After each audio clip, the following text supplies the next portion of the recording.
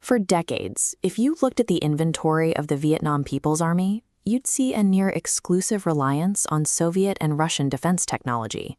But right now, Hanoi is quietly executing a complex pivot, restructuring its military architecture to acquire and integrate advanced Western weapon systems. This marks a sharp break from a historical baseline, where roughly 80% of Vietnam's military inventory came from Moscow. Its airspace is currently dominated entirely by Russian-made Sukhoi Su-27 and Su-30 fighter jets, alongside aging Su-22 strike aircraft. Two colliding crises are forcing this transition. First, the ongoing war in Ukraine has crippled Russia's ability to export weapons and spare parts, breaking Hanoi's primary supply chain. Second, Beijing's expanding footprint in the South China Sea has created a pressing need for a highly capable, modernized defense shield. To address these overlapping pressures, Vietnamese officials are rapidly courting alternative suppliers in Europe and the United States. They have to upgrade their capabilities without forming formal military alliances or hosting foreign bases, adhering strictly to their established Four No's defense doctrine. The most visible overhaul is happening in the air. Vietnamese authorities are in advanced negotiations with France for multi-role Rafale fighter jets, while also exploring a landmark deal for a fleet of U.S.-manufactured F-16 Block 70 Vipers. To prepare for this sweep, the Air Force has already begun acquiring American-made Beechcraft T-6C Texan II trainers. These turboprops serve as a deliberate stepping stone, familiarizing Vietnamese pilots with Western cockpit configurations before they fly high-end frontline fighters. On the ground, the military is transitioning away from Russian artillery. Hanoi has already placed orders for South Korean 155mm K9 self-propelled howitzers, bringing their army into alignment with NATO calibers, and deployed the Israeli-designed SPYDER system to cover its low to medium-altitude air defense. Rather than finalizing previous plans to purchase new Russian T-90 tanks, Vietnam has opted for a highly pragmatic cost-saving measure. They are working with Israeli defense contractors to modernize their massive, aging fleet of T-54 and T-55 armored vehicles. Sourcing Israeli electronics, South Korean artillery, and American aircraft allows Vietnam to patch together a formidable defense network, operating entirely independent of Moscow's vulnerable logistics. Out on the water, the focus is squarely on domain awareness. Following the lifting of the U.S. embargo, Washington has transferred multiple high-endurance Coast Guard cutters to Hanoi to patrol its exclusive economic zone. This maritime focus has drawn major Western defense contractors into the market.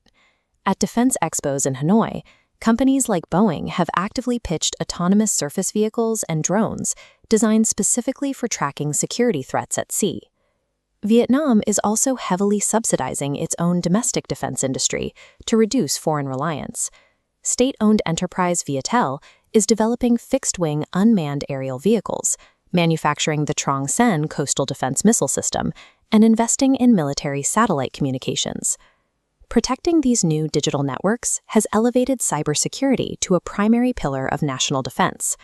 The military has formed specialized cyber units, leveraging new collaborations with Israeli and American tech firms to harden their infrastructure against state-sponsored attacks.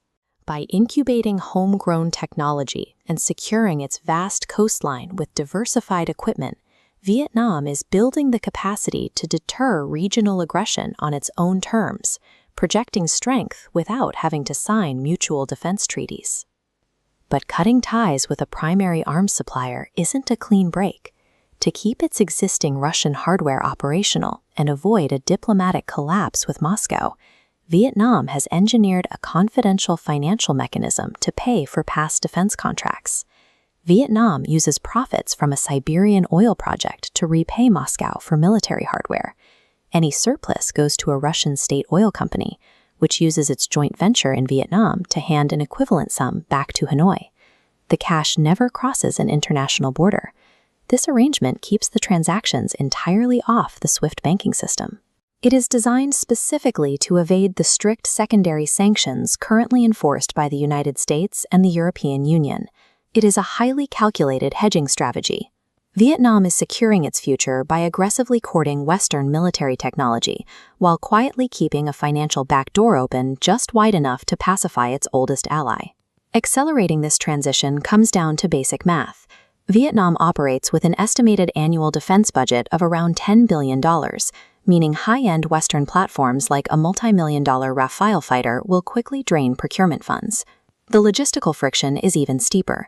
Decades of accumulated Russian air-to-air missiles, bombs, and maintenance tools are entirely incompatible with Western aircraft. Switching platforms means rebuilding the foundation. The military has to adapt its air bases, redesign its logistics networks, and stockpile entirely new types of munitions, guaranteeing this will be a slow, complex, decades-long process. Yet, the wheels are already in motion. Russia is steadily losing one of its most reliable weapons customers in Southeast Asia, stripping Moscow of the long-term maintenance and training contracts that traditionally secured its political influence in the region. Despite the tight budgets and massive logistical hurdles, Hanoi has made its choice. The diversification of Vietnam's arsenal delivers a severe blow to the Kremlin's arms export ambitions, driving a quiet, massive strategic realignment right through the center of the Indo-Pacific.